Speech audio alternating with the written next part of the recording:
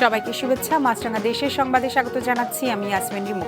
দেশের অন্যান্য অঞ্চলের খবরের সঙ্গে আজ থাকছে উত্তরবঙ্গের সংবাদ পদ্মার তীরে। শুরুতেই গার্ডিয়ান লাইফ ইন্স্যুরেন্স সংবাদ শিরোনাম। বিভিন্ন ভাতা এবং ঘর দেওয়ার নামে গাইবান্ধায় ২৭ লাখ টাকা আত্মসাৎ। উপজেলা পরিষদের ২ কর্মচারী জড়িত থাকার অভিযোগ। সংরক্ষণের অভাবে ধ্বংসের পথে পাবনার ২০০ বছরের পুরনো শীতলাই জমিদার বাড়ি, দিঘি সহ হাজার বিঘা সম্পত্তি বেহাত। শুনছিলেন শিরোনাম, এবার বিস্তারিত। শুরুতেই উত্তরবঙ্গের সংবাদ পদ্মার তীরে।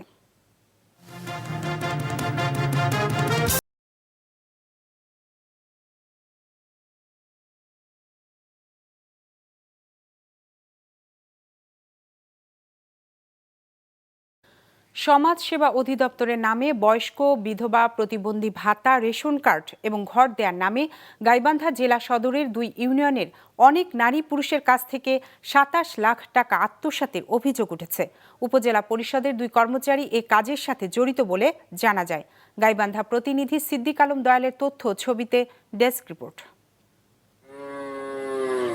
২০২০ সালে জেলা সদর উপজেলার মালিবাড়ি ও গিদারি ইউনিয়নের আর্থিক অসচ্ছল বয়স্ক, বিধবা ও প্রতিবন্ধী অনেক নারী পুরুষকে ভাতা, রেশন এমনকি আশ্রয়ন প্রকল্পের ঘর পাইয়ে দেওয়ার আশ্বাস দেয় উপজেলা পরিষদের ২ কর্মচারী নূর ইসলাম ও তার সহযোগী মুক্তি বেগম। এজন্য তারা সমাজসেবা অধিদপ্তরের নামে ভাতা গ্রহণের নকল বই তৈরি করে প্রত্যেকের কাছ থেকে বিভিন্ন সময় ৫ থেকে ১২ হাজার টাকা হাতিয়ে নেয়। বিনিময়ে ধরিয়ে দেয় ভুয়া কার্ড। প্রায় ২ বছর পেরিয়ে গেলেও টাকা ফেরত পায়নি সেবা প্রত্যাশীরা। এই প্রতিবাদে সম্প্রতি বিক্ষোভ মিছিল নিয়ে জেলা প্রশাসকের কাছে স্মারকলিপি দেন তারা। উপজেলা পেয়ন তাই হলো কইছে হলো আমরা উপজেলা চেয়ারম্যান, আমরা হলো ভাইস চেয়ারম্যান। উনি ওইভাবে কয়া মহিলা সদস্য, আমরা ভাইস চেয়ারম্যান ওইলে কয়া আমার ঘরে থাই এইভাবে প্রতিবন্ধী বয়স্ক বিধুয়ের ঘরে টাকা নিছে, নিয়ে কতগুলোর কার্ড বানিয়ে দিছে। ৪,০০০-৫,০০০ টাকা দিছি, কাটে আমরা এখনো কোনো ভাতা পাইলাম না। কাট হলো ভুয়াবাজি। 1 বছর হয়ে টাকা আমরা সুদ দিতেছি, টাকা দিতেছে না, খালি কয়ালে হবে এইভাবে আমরা দেখতেছি। এখন দেখি যে কিছুই নয়, নামও নেই তেমন নেই, এখন কাট দিছে ভুয়া কাট। বিধবা ভাতার জন্য সুদের টাকা নিয়ে দিছে, তারপরে বয়স্ক ভাতার জন্য সুদের টাকা নিয়ে দিছে, ঘরের জন্য হলো 25,000 টাকা আছে, ঘরও নাই, বিধবা ভাতা নেই, বয়স্ক ভাতা নেই। অভিযুক্তদের বিরুদ্ধে প্রয়োজনীয় ব্যবস্থা নেওয়ার আশ্বাস দিয়েছেন সংশ্লিষ্ট কর্মকর্তারা। বিষয়টি তদন্তে মোটামুটিভাবে আমরা অনেক দূরে অগ্রসর হয়েছি। বিষয়টি নিয়ে সংশ্লিষ্ট উপজেলা নির্বাহী অফিসারের সাথে কথা বলা হয়েছে। তিনিও বিষয়টা অবগত আছেন এবং তিনিও জানেন যে আমাদের সমাজসেবা বিভাগ এই কাজের সাথে বা এই ধরনের অপকর্মের সাথে সংশ্লিষ্টতা নাই। তবে আমরা এটা তদন্ত শেষ করে এটা যথাযথ প্রতিবেদন যারা এটার সাথে সংশ্লিষ্ট, যদি তারা আমাদের এখতিয়ারের আওতাভুক্ত থাকে, আমরা আমাদের প্রয়োজনীয় প্রশাসনিক ব্যবস্থা নেব। যারা সুবিধাভোগী হওয়ার চেষ্টা করছেন বা এই সুবিধার আওতায় আসবেন বলে তারা ধারণা করছেন, তাদেরকে অবশ্যই বলবো যে তারা যেন সংশ্লিষ্ট ইউনিয়ন পরিষদ এবং উপজেলা পরিষদের বাইরে কারোর সাথে গিয়ে যেন কোনো ধরনের যোগাযোগ না করেন। এবং যদি এই ধরনের কেউ আশ্বাস দিয়ে থাকেন, অবৈধ টাকা পয়সার জন্য লেনদেন করার জন্য তাদেরকে বলে থাকেন, সেই বিষয়টি যেন আমাদের আমলে আনেন। যদি আমাদের আমলে আনেন তাহলে আমরা তাদের বিরুদ্ধেও প্রয়োজনীয় ব্যবস্থা করব। পলাতক রয়েছে অভিযুক্ত নূর ইসলাম ও মুক্তি বেগম। তাদের প্রতারণার শিকার উপজেলার প্রায় ৬০০ অসহায় নারী পুরুষ। মাছরাঙা নিউজ ডেস্ক। জাতীয় সংসদের গাইবান্ধা ৫ আসনে উপনির্বাচন কাল। সকালে ওই আসনের ফুলছড়ি ও সাঘাটা উপজেলার ১৪৫টি ভোট কেন্দ্রের প্রিজাইডিং অফিসারদের হাতে ইভিএম সহ নির্বাচনী সরঞ্জাম তুলে দেওয়া হয়। সুষ্ঠু নির্বাচনের লক্ষ্যে নির্বাচনী এলাকায় আইনশৃঙ্খলা বাহিনীর পর্যাপ্ত সদস্য মোতায়েন করা হয়েছে বলে জানিয়েছেন রিটার্নিং কর্মকর্তা আব্দুল মুতালিব। গেল ২৩শে জুলাই জাতীয় সংসদের ডেপুটি স্পিকার অ্যাডভোকেট ফজলে রাব্বি মিয়া এমপির মৃত্যুতে শূন্য হয় আসনটি। পরে ১২ই অক্টোবর ওই আসনে উপনির্বাচন অনুষ্ঠিত হলেও নানা অনিয়মের অভিযোগ ওঠে। এতে সব কেন্দ্রের ভোট বন্ধ ঘোষণা করে নির্বাচন কমিশন। সংরক্ষণের অভাবে ধ্বংস হতে চলেছে পাবনার চাটমোহর উপজেলার সমাজ গ্রামের বিখ্যাত শীতলাই জমিদার বাড়ি। প্রায় ২০০ বছরের প্রাচীন এ বাড়ির দরজা, জানালা, লোহার বিম সহ ইট পর্যন্ত খুলে নিয়ে গেছে দুর্বৃত্তরা। বেহাত হয়েছে জমিদার বাড়ির বিশাল দিঘি সহ প্রায় হাজার বিঘা সম্পত্তি। রাতুল ইসলাম সুমনের ক্যামেরায় উৎপল মির্জা রিপোর্ট। চলনবিলের এই প্রত্যন্ত সমাজ গ্রামটির নাম ছিল শীতলা। প্রায় 200 বছর আগে এই গ্রামেই নাটোরের রানী ভবানীর বংশধর যোগেন্দ্রনাথ মৈত্র এখানে জমিদারি প্রতিষ্ঠা করেন। তার স্ত্রী সরলা দেবী ছিলেন ভারতের শ্রীরামপুরের রাজা কিশোরীলাল গোস্বামীর কন্যা। প্রতাপশালী এই জমিদারের ছিল বিশাল বিশাল সুউচ্চ ভবন, মঠ, কাচারিঘর, মন্দির আর হাতিশালা। 1947 সালের দাঙ্গার পর জমিদারের বংশধরেরা সপরিবারে দেশ ত্যাগ করলে দীর্ঘদিন পরিত্যক্ত থাকে বাড়িটি। পরে এ বাড়িটি দখল করে সবকিছু ভেঙে নিয়ে যায় প্রভাবশালী দুর্বৃত্তরা। জমিদারের যে সমস্ত ধন সম্পদ জমিদার জমি ছিল সেগুলো ম্যাক্সিমামই দখল করে নিয়েছে। এখন সামান্য কিছু ভগ্নদশা পড়ে আছে। পাবনা সিরাজগঞ্জ ডিস্ট্রিক্টের মধ্যে সর্বশ্রেষ্ঠ জমিদার, কিন্তু এখানে আসার পরে দেখলাম যে অবস্থা, জরাজীর্ণ অবস্থা। মানে এই জায়গাটা ধ্বংস হওয়া মানে একটা ইতিহাস ধ্বংস হয়ে যাওয়া। প্রায় 150 বিঘা আয়তনের ঐতিহ্যবাহী এ বাড়িটির একটি বিশাল দিঘি, 2টি পুকুর সহ কয়েক হাজার বিঘা সম্পত্তি চলে গেছে প্রভাবশালীদের দখলে। ঝাড় জঙ্গল লতা পাতা জরাজীর্ণ, ভবনগুলো ভেঙে খসে পড়ছে, কেউ কেউ দখল করে নিচ্ছে। তা আমরা শুনে আসছি যে এটা অর্পিত সম্পত্তি হিসাবে বিবেচিত হইতো। পরে এরা কেস কাছারি করে কিভাবে খাচ্ছে সেটা আমি জানি না ভালো। তাদের যে স্থাপনা ছিল, তাদের যে কীর্তি ছিল, সেগুলো আজ হারিয়ে যেতে বসেছে। সেগুলো যদি আমরা এখনই সংরক্ষণ না করি তাহলে এর সঙ্গে হারিয়ে যাবে পাবনার ইতিহাস এবং ঐতিহ্য। কাজে আমাদের ইতিহাস এবং ঐতিহ্যকে বাঁচিয়ে রাখতে আমাদের এই স্থাপনাগুলো অবশ্যই সংরক্ষণ করা প্রয়োজন। প্রত্নতত্ত্ব অধিদপ্তর এ বাড়িসহ সকল ঐতিহ্যবাহী জমিদার বাড়ি সংরক্ষণের আশ্বাস দেন। শীতলাই আর তাঁতিবন্ধ এবং দুলাই যে জমিদার বাড়ি, এই জমিদার বাড়িগুলোর পরিদর্শন করে যদি আমাদের প্রত্নতত্ত্ব অধিদপ্তরের যে বৈশিষ্ট্যগুলো সাথে এই জমিদার বাড়িগুলোর কিছু সম্পৃক্ততা থাকে, যদি বৈশিষ্ট্যগুলো ম্যাচ করে তাহলে এটা সংরক্ষিত পুরাকীর্তি হিসাবে ঘোষণা করা যেতে পারে। শীতলার এই বিখ্যাত জমিদার বাড়িটি উদ্ধার করে এটিকে প্রত্নতাত্ত্বিক নিদর্শন হিসেবে সংরক্ষণের দাবি স্থানীয়দের। উৎপল মির্জা, মাছরাঙা সংবাদ, পাবনা। করোনার নতুন ধরন BF7 প্রতিরোধে দিনাজপুরের হিলি ইমিগ্রেশন চেকপোস্ট দিয়ে যাতায়াতকারী যাত্রী ও ট্রাক চালকদের জন্য সতর্কতামূলক নানা ব্যবস্থা নেওয়া হয়েছে। গতকাল বিকেলে উপজেলা নির্বাহী কর্মকর্তার সভাকক্ষে উপজেলা করোনা প্রতিরোধ কমিটির সভা হয়। এ সময় ভারত থেকে আসা পাসপোর্ট যাত্রীদের মাস্ক পরে ও হ্যান্ড স্যানিটাইজড করে ইমিগ্রেশন ও কাস্টমসে প্রবেশের সিদ্ধান্ত জানানো হয়। আরও বলা হয়, যাত্রীদের ব্যাগ বহনের জন্য কোনো শ্রমিক কাস্টমসের ভেতরে যেতে পারবে না। বন্দরে আমদানি পণ্য নিয়ে ভারতীয় ট্রাক প্রবেশের সময় মাস্ক পরা ও হ্যান্ড স্যানিটাইজড নিশ্চিতের পাশাপাশি চালকদের টিকা গ্রহণের সনদ দেখাতে হবে। দিনাজপুরের হিলিতে সড়ক দুর্ঘটনা ও পানিতে ডুবে মৃত্যু রোধ ও পানি পথের নিরাপত্তা নিয়ে কর্মশালা অনুষ্ঠিত হয়েছে। সকালে উপজেলা স্বাস্থ্য কমপ্লেক্সের হলরুমে এই কর্মশালার আয়োজন করে স্বাস্থ্য অধিদপ্তরের lifestyle health education and promotion. এতে অংশ নেন স্থানীয় জনপ্রতিনিধি, রাজনীতিবিদ, ইমাম, পুরোহিত, শিক্ষক ও সাংবাদিকরা। এ সময় বক্তারা সড়ক দুর্ঘটনা রোধে কিশোরদের হাতে মোটরসাইকেল না দেয়া, হেলমেট ছাড়া মোটরসাইকেল না চালানো, বাস ও ট্রাক চালকদের সচেতনতা বৃদ্ধির উপর জোর দেন। সেই সাথে পানিতে ডুবে শিশু মৃত্যু রোধে বাড়ির আশেপাশে থাকা পুকুরে বেড়া দেয়া সহ শিশুদের প্রতি খেয়াল রাখার কথা বলেন। দেশের প্রথম উপজেলা হিসেবে নীলফামারীর ডিমলাকে তামাক চাষ মুক্ত উপজেলা হিসেবে ঘোষণা করা হয়েছে।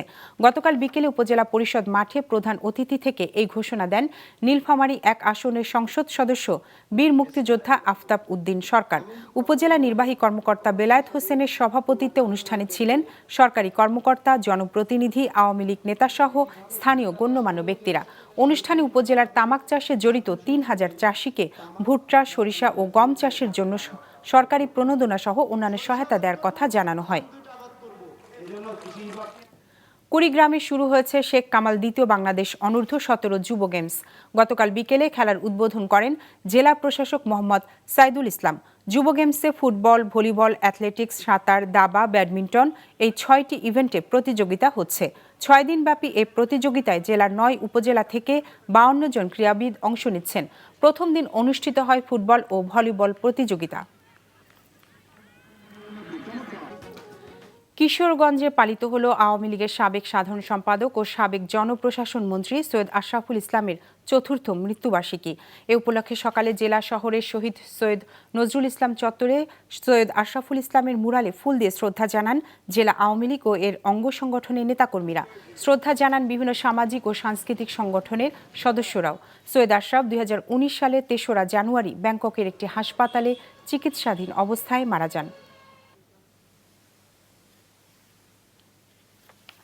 তিনি শুধু আওয়ামী লীগ নয়, যারাই রাজনীতি করে সকল রাজনৈতিক দলের জন্য ইনি একজন প্রতীক, স্বচ্ছ রাজনীতির প্রতীক, সুন্দর রাজনীতির প্রতীক। ব্রাহ্মণবাড়িয়ায় নিজ বাড়িতে বীর মুক্তিযোদ্ধা বিশিষ্ট স্থপতি মুবাশ্বের হোসেনের জানাজা সম্পন্ন হয়েছে। সকাল 10:30টার দিকে জেলার আশুগঞ্জে তারুয়া বালিকা উচ্চ বিদ্যালয় মাঠে তার জানাজা অনুষ্ঠিত হয়। পরে তার মরদেহ ঢাকায় আনা হয়। বঙ্গবন্ধু শেখ মুজিব মেডিকেল বিশ্ববিদ্যালয়ে তার ইচ্ছা অনুযায়ী মরদেহ দান করা হবে। তিনি এলাকায় বিভিন্ন শিক্ষা প্রতিষ্ঠান স্থাপন সহ বিভিন্ন উন্নয়ন কার্যক্রম নিজ খরচে পরিচালনা করতেন। গত রোববার রাতে রাজধানীর একটি বেসরকারি হাসপাতালে ইন্তেকাল করেন স্থপতি মুবাশ্বের হোসেন। কক্সবাজারের টেকনাফের শাহপরী দ্বীপ সংলগ্ন নাফ নদীর মোহনায় মাছ ধরা নৌকা থেকে 14টি আগ্নেয়াস্ত্র সহ 6 জনকে আটক করেছে কোস্টগার্ড। অস্ত্র ছাড়াও তাদের কাছ থেকে 450 রাউন্ড গুলি ও 20,000 পিস ইয়াবা জব্দ করা হয়। এদিকে ঢাকা রংপুর মহাসড়কের গাইবান্ধার গোবিন্দগঞ্জের ফাঁসিতলার ওভারব্রিজ এলাকায় গতরাতে 14 কেজি গাঁজা সহ একটি ট্রাক জব্দ করেছে পুলিশ। এ সময় ট্রাক চালক নজরুল, সহকারী লিমন ও মাদক ব্যবসায়ী মিলনকে গ্রেফতার করা হয়। 3টি গ্রামের প্রায় 30,000 মানুষের ভাগ্য বদলে দিয়েছে গোপালগঞ্জের জোড়া সেতু। লাঘব হয়েছে দীর্ঘদিনের দুর্ভোগের। গোপালগঞ্জ প্রতিনিধি সাবেদ আহমেদের পাঠানো তথ্য, ছবিতে ডেস্ক রিপোর্ট। দুটি ব্রিজ ভাগ্য বদলে দিয়েছে প্রায় 30,000 মানুষের। স্থানীয়দের জীবনমান উন্নয়নের অনন্য উদাহরণ হয়ে উঠেছে গোপালগঞ্জের তারাইল ও সোনাখালী খালের উপর নির্মিত জোড়া ব্রিজ। ব্রিজ নির্মাণের আগে পারাপারের মূল অবলম্বন ছিল নৌকা আর বাঁশের সাঁকো। এতে প্রতিনিয়তই নানা দুর্ভোগ পোহাতে হতো স্থানীয়দের। ব্রিজ দুটির কারণে দূর হয়েছে তাদের দীর্ঘদিনের দুর্ভোগ। এতে খুশি ওই এলাকাবাসী। মানুষ এই জায়গায় সেখানে দাঁড়াই থাকতো, ওই কোটালি পাড়া যাবো, কার নৌকায় পার হইতে হবে। এখন ব্রিজগুলো নয়, গাড়ি ঘোড়া মানুষ চলাচলতি সব দিক দিয়ে সুবিধা হয়েছে। যাতায়াতে তো সব দিক দিয়ে ভালো হয়েছে, আমাকে ওই দাঁড়ায় থাকা লাগে না। আমরা এখন একটু আগলি গাড়ি পাই। যে কোনো সমস্যার পড়লে মনে করেন টুঙ্গিপাড়া গোপালগঞ্জে অতি শীঘ্রই যেতে পারে। আবার স্কুলে পোলাপানরাও খুবই ভালোভাবে লেখাপড়া করতে পারতেছে। আগে নৌকোয় করে কষ্ট করে স্কুলে যাওয়া লাগতো, এখন ব্রিজ হতে খুব সুবিধা হয়েছে এবং ভালো হয়েছে, এবং সাইকেল নিয়ে অনেক তাড়াতাড়ি যেতে পারি স্কুলে। সোনাখালী, পূর্ব সোনাখালী ও তারাইল এই গ্রামের উৎপাদিত কৃষিপণ্য জেলেদের মাছসহ সবই নির্দিষ্ট সময়ে পৌঁছে যাচ্ছে গন্তব্যে। এতে লোকসানের হাত থেকে রক্ষা পেয়েছেন তারা। গতি এসেছে অর্থনীতিতে। মাল টান নেওয়াটা আমরা যা কিছু মোট কথা, এই যে খেয়ার কিনেছি, ওই যে পার গেছিলাম খেয়ার কিনে গাড়িতে করে ভরে নিয়েছি। আর আগে তো নৌকায় করে এদিক সে আনতে হতো, কিনে আনতে হলে গাড়ির কাছে যাইতাম নৌকায় করে, এখন ঘরের দুয়ারে নিয়ে রাইখে দিই ভ্যান। এই গ্রামে প্রচুর কৃষিজাত পণ্য এবং মৎস্য উৎপাদিত হয়। এ দুটি ব্রিজ সহ সংযোগ সড়ক সম্পাদন হওয়ার ফলে এখানের সমস্ত পণ্যগুলো অতি স্বল্প সময়ে জেলা শহরে আসে। এই দুইটা ব্রিজকে ঘিরে ওই এলাকার মানুষের মধ্যে ব্যাপক কর্মচাঞ্চল্য তৈরি হয়েছে এবং এক কথায় বলতে গেলে অর্থনীতির চাকা সমৃদ্ধ হয়েছে। জোড়া সেতুর কারণে উন্নত হয়েছে যোগাযোগ ব্যবস্থা। ভবিষ্যতে জীবনমান আরও বাড়বে, এমনটাই আশা স্থানীয়দের। Maasranga news desk.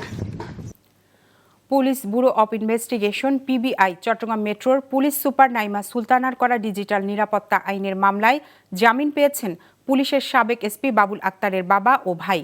উচ্চ আদালতে জামিনের মেয়াদ শেষ হওয়ায় তারা দুপুরে চট্টগ্রাম সাইবার ট্রাইব্যুনালের বিচারক মোহাম্মদ জহিরুল কবিরের আদালতে আত্মসমর্পণ করে জামিন আবেদন করেন।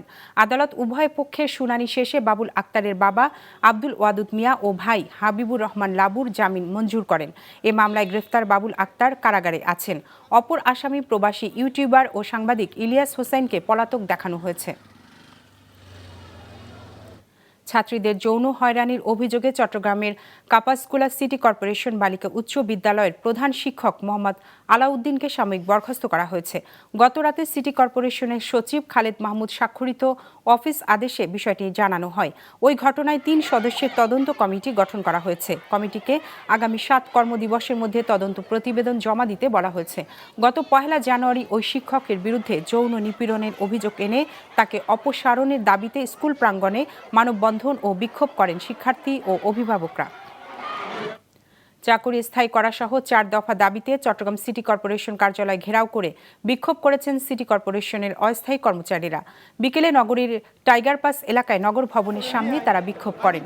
এ সময় তারা ভবনের প্রধান ফটক বন্ধ করে সেখানে অবস্থান নেন। শ্রমিকরা জানান, দীর্ঘদিন ধরে তারা কাজ করলেও চাকরি স্থায়ী করা হচ্ছে না। এছাড়া তাদের বকেয়া বেতন পরিশোধেরও দাবি জানান। দাবি আদায় না হওয়া পর্যন্ত আন্দোলন চালিয়ে যাওয়ার ঘোষণা দেন তারা। সাতক্ষীরায় কোটি টাকা আত্মসাৎকারী ভুয়া এনজিও পরিচালক মোহাম্মদ হাবিবুর রহমানকে গ্রেফতার করেছে র্যাব। সকালে জেলার র্যাব কার্যালয়ে প্রেস ব্রিফিংয়ে র্যাব 6 এর company commander major general Galib Hossain জানান, 2019 সালে বনলতা সঞ্চয় ও ঋণদান সমবায় সমিতি নামে ভুয়া এনজিও খোলেন হাবিবুর রহমান।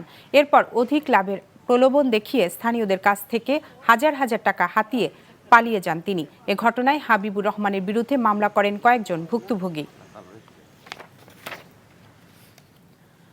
পঞ্চগড়, মৌলভীবাজার, শ্রীমঙ্গল ও কুড়িগ্রামের ওপর দিয়ে বয়ে যাচ্ছে মৃদু শৈত্যপ্রবাহ। আজ শ্রীমঙ্গলে দেশের সর্বনিম্ন তাপমাত্রা 8.5 ডিগ্রি সেলসিয়াস রেকর্ড করা হয়েছে। প্রতিনিধিদের পাঠানো তথ্য ছবি নিয়ে ডেস্ক রিপোর্ট। ঘন কুয়াশার সঙ্গে শীতের তীব্রতায় জনজীবনের দুর্ভোগ নেমে এসেছে। বিভিন্ন স্থানে দিনের বেলায়ও সূর্যের দেখা মিলছে না। সন্ধ্যায় বাড়ে শীতের তীব্রতা। প্রচণ্ড ঠান্ডায় বিপাকে পড়েছেন সাধারণ মানুষ। বেশি দুর্ভোগে আছেন বয়স্ক, হতদরিদ্র ও খেটে খাওয়া লোকেরা। মৌলভীবাজারে শ্রীমঙ্গল, ঠাকুরগাঁও, পঞ্চগড়, দিনাজপুর, গাইবান্ধা, সিরাজগঞ্জ ও কুড়িগ্রাম এবং চুয়াডাঙ্গায় শীতের তীব্রতা বেশি। এসব এলাকায় তীব্র ঠান্ডা ছাড়াও পড়ছে ঘন কুয়াশা। এতে বিপর্যস্ত জনজীবন। খুবই ঠান্ডা, জানা জ্যাকেটের ভেতরে হাত ডুবি দিয়ে দাঁড়িয়ে আছি, কোথাও যাওয়া যায় না। ঘরটা বাইরে ঠান্ডা, খোকা লাগিয়েছি আমরা, বেরো পারি না। শীতের কাপড় চোপড় নাই, ঠান্ডায় ইনকাম কম। আমার স্বামী কাজ করতে পারে না, অচল, বেড়া ঘোরা করতে পারে না। আমি মিলে চাটালে কাজ করি, এখন তো চাটাল বন্ধ। এখন এই কাতুর যে সেই কুড়া টুড়া নিয়ে খাই। এই পরিস্থিতিতে দরিদ্র লোকদের সহযোগিতা করা হচ্ছে বলে জানায় প্রশাসন। বিত্তবানদেরও এগিয়ে আসার আহ্বান জানায় তারা। এবছর আমরা মাননীয় প্রধানমন্ত্রীর পক্ষ থেকে 28,000 কম্বল পেয়েছিলাম। এর পাশাপাশি 50,000 কম্বল এবং 20 লক্ষ টাকা শীতবস্ত্র ক্রয়ের জন্য। এটা আমরা চেয়ে ইতিমধ্যে চাহিদা প্রেরণ করেছি। এর পাশাপাশি আমরা বিভিন্ন উচ্চ আয়ের মানুষ যারা আছে, এনজিও যেগুলো আছে, তাদেরকে আমরা সম্পৃক্ত করছি। তাদের কাছ থেকেও আমরা শীতবস্ত্র তাদেরকে দেওয়ার জন্য অনুরোধ জানাবো। শীতের সাথে পাল্লা দিয়ে বিভিন্ন জেলায় বেড়েছে ঠান্ডাজনিত রোগীর সংখ্যা। সবচেয়ে বেশি আক্রান্ত হচ্ছে শিশু ও বয়স্করা। এদিকে ঘন কুয়াশায় আজও ভোর 5টা থেকে 5 ঘন্টা বন্ধ ছিল পাটুরিয়া দৌলতদিয়া রুটে ফেরি চলাচল। পরে কুয়াশা কিছুটা কমলে ফেরি পারাপার শুরু হয়। মুজাহিদ সাকিব, মাছরাঙ্গা নিউজ ডেস্ক। দেশের সংবাদ শেষ করার আগে গার্ডিয়ান লাইফ ইন্স্যুরেন্স সংবাদ শিরোনামগুলো আরও একবার।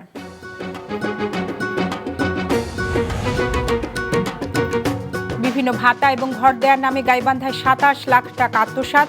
উপজেলা পরিষদের 2 কর্মচারী জড়িত থাকার অভিযোগ। সংরক্ষণের অভাবে ধ্বংসের পথে পাবনার 200 বছরের পুরনো শীতলাই জমিদার বাড়ি, দিঘি সহ হাজার বিঘা সম্পত্তি বেহাত। এই ছিল এখনকার মতো। ফেসবুকে আপডেট পেতে ভিজিট করুন মাছরাঙা টেলিভিশনের পেজে। ইউটিউব চ্যানেলেও দেখতে পারেন আমাদের সংবাদ, প্রতিবেদন ও অনুষ্ঠান। দর্শক, বিভিন্ন দেশে করোনা সংক্রমণ নতুন করে বাড়ছে। সতর্কতা হিসেবে মাস্ক পরার কোনো বিকল্প নেই।